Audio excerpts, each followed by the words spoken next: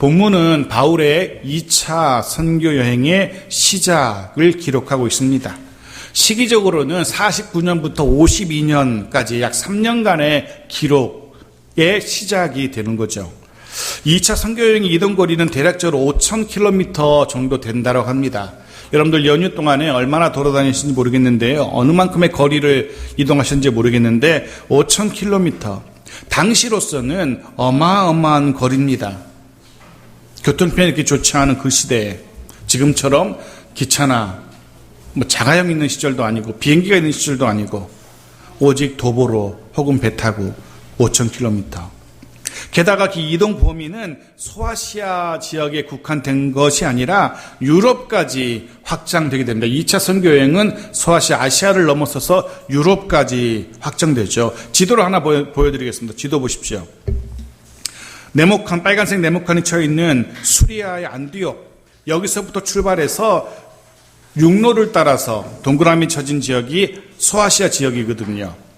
그 소아시아 지역을 벗어나서 네모칸 쳐 있는 저 오른쪽에, 왼쪽인가요? 여기는 삼각형으로 되어 있는 유럽 지역, 마게도니아 지역까지 말 그대로 어마어마한 지중해 연안을 다 돌아다니는 바울의 선교의 모습을 지도에 담고 있습니다. 오늘은 그 시작, 출발점이 되는 모습을 기록하고 있죠. 자, 어떻게 이 2차 선교 여행이 시작되었는지 보겠습니다. 36절입니다. 같이 읽죠. 시작. 며칠 후에 바울이 바나바더로 말하되 우리가 주의 말씀을 전한 각 성으로 다시 가서 형제들이 어떠한가 방문하자 하고. 보시면 먼저 느껴지는 것이 이 2차 선교 여행을 주도하는 사람이 누구인지 선명하게 드러나죠. 바울입니다. 바울이 2차 선교 여행을 주도합니다. 1차 선교 여행 중에 어느 순간에 주도권이 바울에게로 넘어오는 모습을 우리가 이미 보았습니다. 그리고 여전히 이방인 선교의 이 주도권을 바울이 쥐고 있는 것을 우리가 알게 됩니다. 하지만 사실 누가 이 일에 주도권을 쥐고 있는가, 이 일을 누가 주도하는가는 사실은 그리 중요하지 않을 수 있습니다. 왜냐하면 실제로 이 일을 주도하시는 분은 사람이 아니라 성령 하나님이시기 때문에 그렇습니다. 그래서 나중에 면면히 보겠지만, 구체적으로 보겠지만 이 선교 여행의 여정 역시 이 여정을 주도하는 바울의 계획대로가 아니라 완전히 바울의 계획을 뛰어넘어서 성령께서 인도하시는 대로 진행되는 것을 우리가 보게 될 겁니다. 여하튼 바울이 이 일을 주도하면서 선교여행을 시작하게 됩니다. 그런데 시작부터 예기치 않은 문제가 발생하게 되죠. 그 문제가 무엇인지는 잠시 후에 보기로 하고, 먼저 우리가 확인해야 될 것은 바울이 왜, 무엇 때문에 2차 선교여행을 계획하게 되었는지, 그 이유를 먼저 알아야 될 것입니다. 왜 바울이 또다시 그 힘들고 어려운 선교의 길을 나서려고 하고 있는 것인지. 오늘 36절에 그 이유가 드러나고 있었죠. 무엇이었습니까?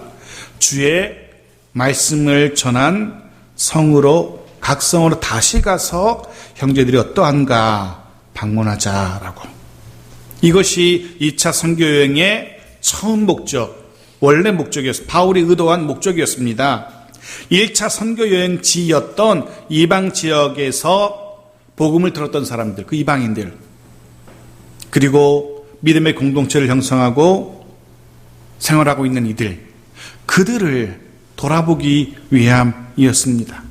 바울과 바나바는 자신들이 뿌린 복음의 씨앗, 말씀의 씨앗이 어떻게 자라고 있는지, 어떤 열매를 맺고 있었고 맺어가고 있고 어떻게 얼마나 풍성한 열매를 맺어가고 있는지를 확인하고 싶었습니다. 우리가 이미 확인했듯이 1차 선교 여행 당시 바울과 바나바가 눈물로 복음의 씨앗, 말씀의 씨앗을 뿌렸고, 두 사람은 성령께서 그 말씀의 씨앗이, 복음의 씨앗이 싹이 트게 하시는 모습을 그들은 확인했습니다. 문제는 바울과 바나바가 안디옥으로 돌아온 이후에 그 싹이 얼마나 자라났는지, 어떤 열매를 맺었는지, 얼마나 충실하게 맺어가고 있는지 확인할 길이 없는 겁니다. 이 두 사람은 자신들이 뿌린 말씀의 씨앗이 잘 자라고 있는지, 혹은 어떤 방해 요소는 없는지, 성장을 방해하는 것들은 없는지 확인하고 싶었던 겁니다. 이런 사실이 궁금했고 직접 자신들의 눈으로 확인하고 싶었던 겁니다. 그래서 2차 선교 여행을 계획하게 됩니다. 그런 생각을 해보게 됩니다. 어쩌면 주님께서도 우리를 향해서 같은 마음을 품고 계시지 않을까라는 생각을 해봅니다. 주님께서도 우리들 가운데 심겨진 말씀의 씨앗이, 복음의 씨앗이 자라나는 모습을 보기를 원하십니다. 저마다 충실한 말씀의 열매를 맺어가는 모습을 주님은 기대하십니다. 그런데 주의해야 할 것이 있습니다. 그저 잎사귀만 무성한, 보기에는 그럴듯해 보이고 보기에는 잘 자라고 있는 것처럼 보이지만 실제로는 아무런 열매가 없는 그런 삶도 있다는 거죠. 그런 삶을 주의해야 됩니다. 주님의 말씀은 이렇게 기록되고 있습니다. 누가복음 13장 6절 같이 읽어보겠습니다. 시작. 이에 비유로 말씀하시되 한 사람이 포도원에 무화과 나무를 심은 것이 있더니 와서 그 열매를 구하였으나 얻지 못한지라. 주님이 우리에게, 여러분에게 삶의 열매들을 구하고 계십니다. 잊지 마십시오. 우리와 우리 가정과 우리 교회에게 주님은 열매를 기대하고 계십니다. 한 번쯤은 스스로의 삶의 가지들을 하나씩 들추어 찬찬히 한번 살펴보는 그런 시간도 가질 필요가 있습니다. 내 삶의 수많은 가지들을 하나씩 들추어서 그 가지에 어떤 열매가 맺어가고 있는지, 어떤 열매들이 달려있는지, 또 얼마나 충실하게 자라고 있는지, 혹은 무엇이 우리로 하여금 우리 삶의 열매를 맺는데 방해하고 있는지, 이런 것들을 살펴봐야 됩니다. 그리고 기대하시는 주님 앞에 정말 충실한 탐스러운 열매를 내어놓을 수 있는 그런 우리 모두가 되어지길, 우리 가정 되어지기를 간절히 소원합니다. 바울과 바나바는 이방인 지역에 세워졌던 새로운 신앙 공동체의 형편이 어떠한지 궁금했습니다. 지금처럼 전화로 부를 수 있는 것도 아니었고 사람을 통한 우편을 오고 가는 데만 수십 일이 걸렸습니다. 바울로 하여금 더 염려스럽게 했던 것은 이방 지역의 성도들은 그들이 복음을 받아들였지만, 말씀을 받아들였지만 여전히 주변에는 안 믿는 불신의 이웃들, 친척들과 더불어서 살아가야 한다는 겁니다. 여호와 하나님을 모르는 수많은 사람들과 더불어서 살아가야 한다는 겁니다. 이게 왜 문제가 되냐 하면 자신도 하나님을 모를 때의 삶은 그들과 별반 차이가 나지 않기 때문에 굳이 문제가 되지 않습니다. 그런데 복음을 듣고 말씀을 들은 이후에, 여호와 하나님을 알게 된 이후에 의 삶은 새로워진 삶을 살게 되어집니다. 여호와 하나님의 백성으로서 새로워진 삶의 방식은 분명 주변의 사람들과 달라졌을 겁니다. 주변 사람들이 볼 때는 낯선 모습일 수밖에 없는 겁니다. 자신들과 다른 삶을 살아가는 믿는 사람들의 모습을 바라보면서 낯설게 여기게 됩니다. 이런 일은 이미 바울이 목회했던, 바나바가 목회했던 수리아의 안디옥 교회에서도 똑같이 일어났던 현상이기도 합니다. 주변의 사람들은 자신들과 다른 구별된 삶을 살아가는 성도들을 향해서 조롱하죠. 조롱했었죠. 그리스도인들 저 예수쟁이 그리스도인이라며 조롱했었습니다. 여전히 우상을 섬기는 주변 사람들과 더불어 그들과 살아가야 할 이방인 믿음의 사람들, 그들이 믿음을 지킨다는 것은 결국 쉽지 않았습니다. 바울은 이 사실을 누구보다 잘 알고 있었습니다. 고린도서 4장 8절과 9절을 보겠습니다. 같이 읽죠. 시작. 우리가 사방으로 우겨쌈을 당하여도 쌓이지 아니하며 답답한 일을 당하여도 낙심하지 아니하며 박해를 받아도 버림받지 아니하며 거꾸러뜨림을 당하여도 망하지 아니하고, 사도 바울은 불신자들 사이에서 살아가는 성도의 삶을 이렇게 묘사하고 있습니다. 어떻게 묘사합니까? 우겨쌈을 당함, 답답한 일을 당함, 박해를 받음, 거꾸러뜨림을 당함, 이렇게 묘사하고 있어요. 이것이 성도의 삶이라고. 불신자들과 더불어 살아가는, 불신자들과 같이 살아갈 수밖에 없는 믿음의 사람들이 당하게 되는 일이 이런 일들입니다. 이게 세상 속에서의 그리스도인 우리들의 모습입니다. 그러하기에 혹 이런 일들을 겪고 있다면, 그리고 혹 이후에도 이런 일들을 겪게 된다 할지라도 이상하게 여기지 마십시오. 너무나 당연한 일들입니다. 하지만 동시에 또 기억해야 될 것은, 잊지 말아야 될 것은, 그런 일을 당한다 할지라도 낙심할 필요가 없다는 겁니다. 좌절할 필요가 없다는 겁니다. 포기할 필요가 없다는 겁니다. 왜냐하면 말씀대로 우리는 결코 버림받지 않을 것이기 때문에, 말씀대로, 약속대로 우리는 결코 망하지 않을 것이기 때문에 그렇습니다. 하지만 우겨쌈을 당하는 것, 답답한 일을 당하는 것, 이런 일들은 피할 수 없습니다. 바울과 바나바는 자신들을 통해서 복음의 씨앗을 들은 이들이 여전히 이런 상황 속에서 살아가고 있을 것을 너무나 잘 알고 있었습니다. 우겨쌈을 당하는 것 같은 하루하루를 살아가는 이방인 믿음의 식구들, 그들이 염려되었던 겁니다. 무수히 많은 답답한 일들을 당할 수밖에 없는 믿음의 지체들이 궁금했던 겁니다. 어떻게 견뎌내고 있는지. 수리아의 안디옥 교회 성도들이 주변 사람들로부터 그리스도인이라고 놀림을 받았던 것처럼 소아시아 지역의 성도들 역시 같은 일들을 겪을 수밖에 없었을 겁니다. 바울은 이런 사실을 잘 알고 있었고, 해서 그들을 다시 방문해서 그들을 위로하고 그들을 격려할 필요가 있었던 겁니다. 자, 37절입니다. 같이 읽죠. 시작. 바나바는 마가라는 요한도 데리고 가고자 하나.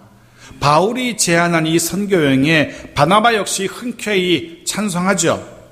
그런데 조건을 이렇게 제시합니다. 단 마가라 하는 요한도 데리고 가자. 마가라 하는 요한, 누군지 아실 겁니다. 기억하실 겁니다. 1차 선교 여행 도중 포기하고 예루살렘 자신의 집으로 돌아가 버린 바로 그 사람입니다. 그럼에도 불구하고 바나바는 이 마가라는 요한에게 한 번의 기회를 더 주고 싶었습니다. 그가 인간적으로는 조카이기 때문에 그것도 하나 이유일 수 있습니다. 하지만 그것만은 아니었을 겁니다. 왜 바나바가 굳이 마가 요한에게 한 번의 기회를 더 주려 했을까? 아시는 것처럼 지난날 다메섹 도상에서 주님을 만나고 변화된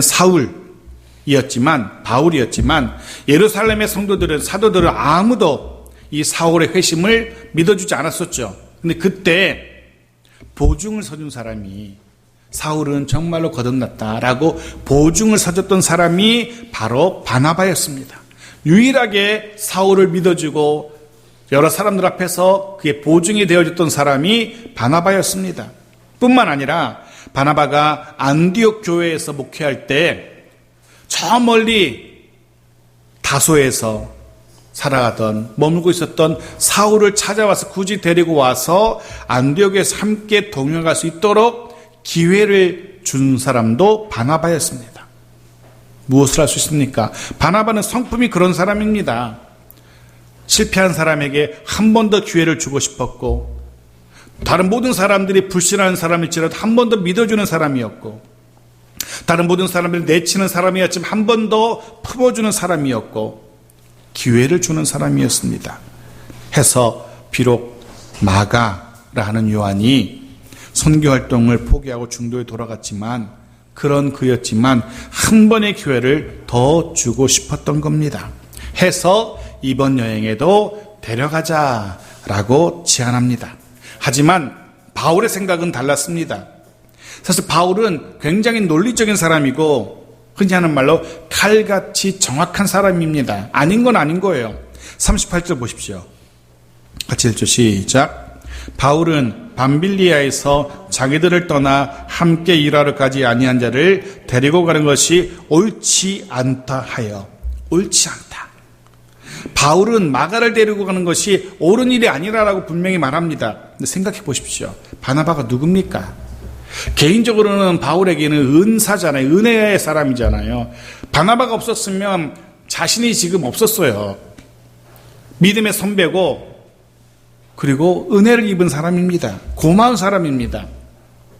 그럼에도 불구하고 아무리 선배고 아무리 고마운 사람 바나바의 제안이고 부탁이지만 아닌 거는 아닌 사람 바울이었어요.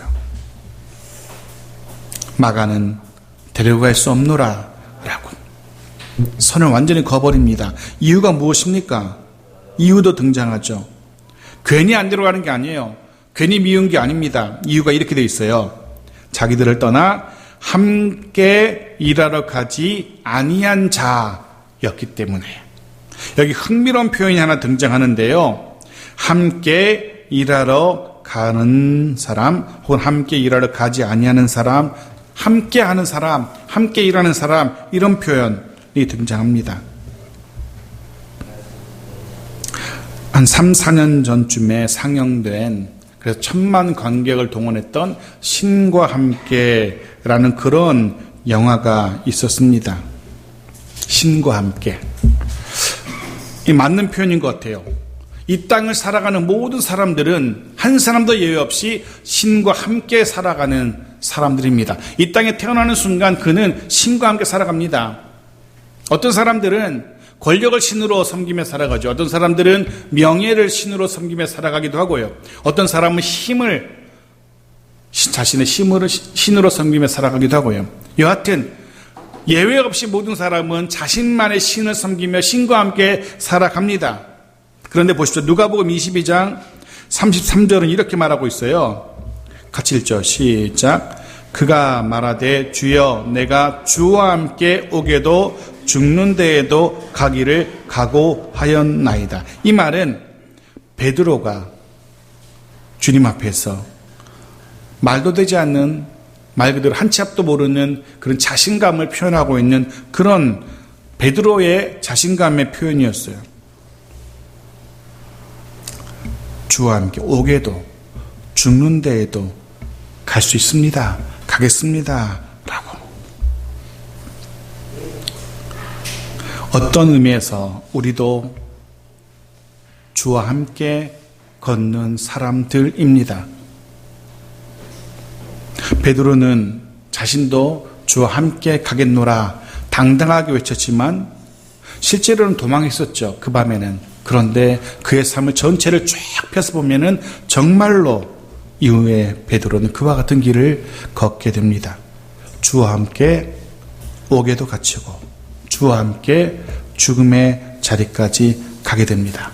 그 자리마다 주님은 베드로와 함께 했고 베드로는 주님과 함께 있었습니다.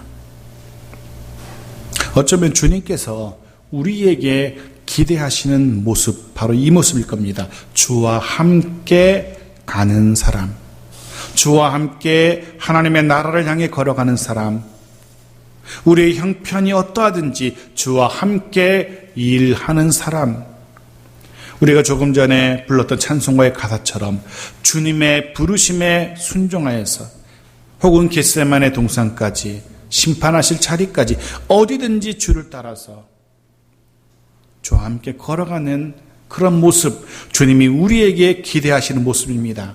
그런데 바울이 볼 때 마가는 그런 사람이 아니었던 겁니다. 마가는 주와 함께 걷는 사람이 아니었던 겁니다. 바울이 지금 단지 자신과 함께 하지 않았기 때문에 그를 내치는 게 아닌 겁니다. 바울이 생각할 때 자신은 언제나 어디든지 주님과 함께 할 각오가 되어 있는 사람이었는데 마가는 그렇지 않았던 겁니다. 해서 바울은 마가와 함께 할 수 없는 겁니다. 당연한 논리적인 귀결입니다. 자신은 주님과 함께하는데 마가는 주님과 함께하는 사람이 아니었던 겁니다. 그러니 바울과 마가는 함께할 수가 없는 겁니다. 주께서는 어쩌면 악올 골짜기로 인도하실 수도 있습니다. 어쩌면 사망의 음침한 골짜기로 우리를 인도할 수도 있습니다. 하지만 바울은 그곳이 어디든지 주님이 가시는 곳이라면, 주님이 함께 하신다면 갈 수 있는 사람이었습니다. 갈 준비가 되어 있는 사람이었습니다. 하지만 바울이 볼 때 마가는 아직까지 그럴 준비가 되어 있지 않았던 겁니다. 그러기에 당연히 마가는 함께 할 수 없었던 겁니다. 그런데 이 일로 인해서 두 사람이 심히 다툽니다. 39절 말씀 보십시오. 같이 읽죠. 시작. 서로 심히 다투어 피차 갈라서니 바나바는 마가를 데리고 배 타고 구브로로 가고, 두 사람이 심히 다툽니다. 그리고 두 사람이 갈라서요. 그냥 다툰 정도가 아닌 거예요. 서로 심히 다툰. 우리는 말하면 멱살을 잡고 아마 흔들었을지도 모르겠어요. 그와 같은 격렬한 표현입니다. 두 사람 다 어지간하다라는 생각이 듭니다. 둘 중에 한 사람이 양보했으면 참 얼마나 좋았을까. 바울도 선배이자 자신의 신앙의 은사인 바나바의 청을 양 못 이기는 척 들어줬으면 얼마나 좋았을까. 바나바도 굳이 바울이 그렇게 반대한다면 한 번쯤은 양보할 수도 있었을 텐데 두 사람 다 어지간했던 것 같아요. 결국 갈라지게 됩니다. 바나바는 자신이 택한 마가와 함께 구브로 섬이 어디입니까? 자신의 바나바의 고향이잖아요. 1차 선교여행의 출발점이었잖아요. 그곳으로 다시 가서 구브로 섬의 믿음의 공동체를 돌아보고 거기서부터 1차 선교여행지를 거슬러서 둘러볼 그럴 계획이었을 겁니다. 똑같이 1차 선교여행지를 똑같이 추적하는 그런 선교의 루트를 잡았어요. 그럼 바울의 선택이 무엇인지 보십시오. 바울의 선택 40절입니다. 같이 읽죠. 시작. 바울은 신라를 택한 후에 형제들에게 주의 은혜의 부탁함을 받고 떠나. 우선 바울은 함께할 사람으로 신라를 택합니다. 보조자로 신라를 택합니다. 신라가 누군지 기억하시는지요? 지난주에 우리가 보았던 그 본문 가운데 신라가 처음 등장했었어요. 사도행전 15장 22절입니다. 같이 보죠. 시작. 이에 사도와 장로와 온 교회가 그 중에서 사람들을 택하여 바울과 바나바와 함께 안디옥으로 보내기를 결정하니 곧 형제 중에 인도자인 바사바라 하는 유다와 실라더라. 지난주에 우리가 바사바라는 유다에 대해서는 자세히 봤지만 실라는 그냥 건너뛰었죠. 여기 다시 등장합니다. 예루살렘의 공회의 그 결론을 담은 편지를 가지고 안디옥으로 출발했던 두 사람 유다와 실라였어요. 그 중에 한 사람 바로 실라. 이 실라는 예루살렘 교회가 신뢰하는 평신도 지도자였고, 그리고 또 다른 본문에서는 선지자라고도 기록합니다. 또 나중에 보겠지만 16장에 보면은 실라가 바울처럼 로마의 시민권자였음을 알려줘요. 여러 가지로 이방인 선교에 적합한, 최적화된 그런 인물이었어요.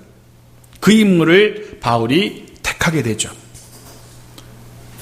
그 중요한 편지를 가지고 안디옥에 도착해 있었던 실라와 함께 출발합니다. 어떻게 출발하는지 보십시오. 41절 같이 읽죠. 시작.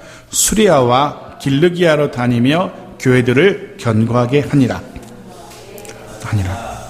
바울과 실라는 바나바가 배를 타고 밑으로 남쪽으로 내려갔다면, 구브로 섬으로 내려갔다면 그것과 전혀 반대의 경로를 택하죠. 육로를 이용해서 수리아와 그리고 자신의 고향인 다소로, 즉 북상하는 육로를 택합니다. 전혀 다르죠. 둘이 얼마나 화가 나고 얼마나 다쳤는지 비슷한 곳으로 안 가는 거예요. 완전히 다른 곳으로 정반대의 길로 출발해요. 흥미로운 사실은 이 마가 요한으로 인해서 일어났던 두 사람 간의 이 심한 다툼, 이로 인하여 하나의 선교팀이 두 팀으로 늘어나게 되었다는 겁니다. 물론 그렇다고 해서 이 두 사람의 바울과 바나바의 싸움이 정당하고 옳았다는 건 아닙니다. 하지만 우리가 엿볼 수 있는 것은 하나님께서는 이런 인간의 연약함 혹은 고집 혹은 어리석음, 그것으로 인하여 선교의 사역이 중단되거나 방해받도록 내버려두지 않았다는 사실을 우리가 주목해야 되는 겁니다. 놀랍게도 이 두 사람의 인간적인 다툼 때문에 오히려 선교의 팀이 2개가 됩니다. 무엇을 발견하게 됩니까? 오히려 상황을 더 좋게 선하게 만드시는 하나님의 일하심을 우리가 엿보게 됩니다. 모든 상황 그 속에서 인간의 연약함으로 인하여 잘못된 판단하고 잘못된 선택한다 할지라도 서로 다투기도 하지만 그럼에도 불구하고 하나님은 더 좋은 일을 만들어내십니다. 마치 할례의 요구, 율법 준수의 요구, 그런 것들을 통해서 오히려 선교의 문을 더 활짝 여셨던 것처럼 그런 체험이 있었던 바울은 후에 이렇게 고백하게 되죠. 로마서 8장 28절에 사도 바울의 고백을 보십시오. 같이 읽죠. 시작. 우리가 알거니와 하나님을 사랑하는 자 곧 그의 뜻대로 부르심을 입은 자들에게는 모든 것이 합력하여 선을 이루느니라. 모든 것이 합력하여 선을 이루느니라. 여러분 늘 기도하십시오. 우리의 삶의 모든 것이 다 합력해서 선을 이루시도록, 선이 이루어지도록 기도해야 됩니다. 현대인의 성경은 이 본문, 로마서 8장 이 본문을 이렇게 번역하기도 해요. 그 다음 보여주십시오. 같이 읽어볼까요? 시작. 하나님을 사랑하고 그분의 계획대로 부르심을 받은 사람에게는 결국 모든 일이 유익하게 된다는 것을 우리는 알고 있습니다. 결국 모든 일이 유익하게 된다는 것. 누구에게요? 하나님을 사랑하는 자, 하나님의 계획대로 부르심을 받은 사람. 하나님은 이들의 모든 일들을 결국 유익하게 하실 겁니다. 후에 보겠지만 바나바는 배 타고 남쪽 구브로로 출발해서 선교 여행지를 소아시아 지역을 돌게 될 겁니다. 성경엔 기록되지 않았지만. 그렇다면 생각해 보십시오. 어쨌든 이 두 사람은 만나게 되겠죠. 남쪽으로 이렇게 반원을 그리며 돌던, 북쪽으로 이렇게 반원을 그리며 돌던 결국은 어디선가 만나게 되겠죠. 어차피 1차 선교 여행지를 돌아보는 계획이라면. 근데 신기하게도 2차 선교 여행을 보면요, 이 둘이 마주치지 않아요. 굳이 두 팀 다 소아시아 지역을 돌아볼 필요가 없다라고 하나님은 판단하신 겁니다. 그래서 어떻게 합니까? 성경에 기록되지 않았지만 분명한 사실은, 짐작할 수 있는 것은 바나바는 자신의 계획대로 반원을 그리면서 구브로에서 다시 소아시아로 건너가서 선교지를 둘러봤을 겁니다. 그들을 굳건하게 했을 겁니다. 그런데 바울은 북쪽으로 돌아서 반원을 그리지만 중간에 어떻게 합니까? 하나님이 거기서 잡아다가 더 이상 소아시아를 못 가도록 건너뛰게 해서 결국은 유럽으로 건너가게 하시잖아요. 바울의 생각은 그럼 자신이 이 소아시아를 돌보지 않으면 어떡하나라는 염려가 있었겠지만 하나님 또 다른 선교팀을 미리 준비해 두셨던 거죠. 바나바와 마가라는 또 다른 선교팀을 준비하셔서 그 지역을 돌아볼 수 있도록 하신 겁니다. 참 놀라운 하나님의 일하심, 정말 모든 것을 통하여 선을 이루신 하나님의 모습을 우리가 발견하게 됩니다. 사랑하는 창성교 성도 여러분, 하나님을 사랑하는 우리들이기에, 또 하나님의 계획대로 부르심을 받은 우리들이기에 그 부르심을 따라서 주와 함께 걸어가는 우리들이기에 결국 모든 일이 합력하여서 선을 이루게 하실 겁니다. 하나님께서 결국 모든 일이 유익하게 되어지도록 하나님께서 인도하실 겁니다. 그러니 조금만 더 견디고 조금만 더 힘을 내십시오. 결국 모든 것을 통해 선을 이루시는 하나님의 일하심을 우리가 우리의 삶 속에서 보게 될 겁니다. 오늘 말씀을 정리합니다. 오늘 본문은 먼저 우리로 하여금 우리의 삶의 열매들을 점검해 보도록 합니다. 수많은 삶의 가지가지마다 탐스럽고도 풍성한 열매를 맺어갈 수 있는 우리 모두가 되어지기를 주의 이름으로 축복합니다. 주께서 기대하시는, 아니 그 이상의, 주님도 깜짝 놀랄 정도의 수많은 풍성한 실한 열매들을 맺어갈 수 있는 우리 모두가 되어지기를 주의 이름으로 축복합니다. 그리고 그런 삶의 열매는 분명 우리로 하여금 우리의 삶을 구별된 삶으로 변화시켜 갈 겁니다. 주와 함께 한 걸음 한 걸음 걸어가는, 세상과 구별된 그리스도인의 삶을 살아가는 우리 모두이기를 주의 이름으로 축복합니다. 그리고 그런 우리의 삶 속에서 결국 선을 이루어 가시는, 모든 것을 유익하게 만드시는 하나님의 일하심을 경험하게 되는 또 한 주간, 우리 한 주간 되어지기를 주의 이름으로 축복합니다. 아멘.